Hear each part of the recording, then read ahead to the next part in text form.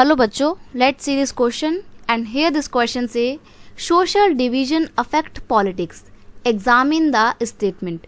Statement दी हुई है आपको यहाँ पे और स्टेटमेंट बोलती है कि जो सोशल डिवीज़न है वो पॉलिटिक्स को अफेक्ट करता है। सिंपल सी बात है, पॉलिटिकल पार्टी अपने फ़ायदे के लिए जब वोट मांगने होते हैं तो लोगों को सोशली डिवाइड कर देती है। एक कम्युनिटी के लोगों को या एक देश के लोगों को वो कास्ट के आधार पे, धर्म के आधार पे, कम्युनिटी के आधार पे, ट्राइब के आधार पे पता नहीं कौन कौन सा बेसिस देकर डिवाइड कर देती है।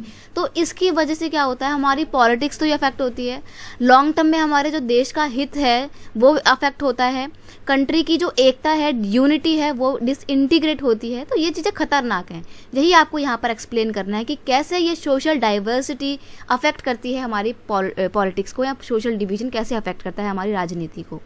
Social division affect the politics very badly, बहुत बुरी तरीके से अफेक्ट करता है।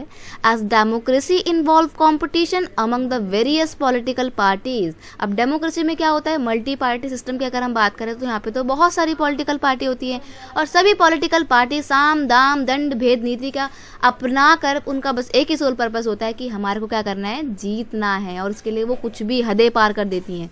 Sometimes these political parties divide the society because they demand for the vote on the basis of caste, religion and community.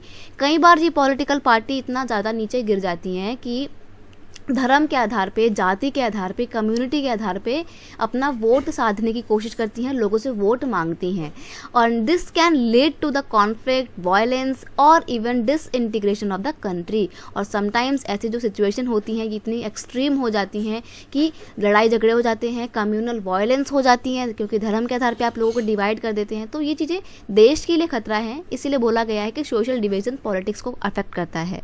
I hope you understand it well. Best of luck.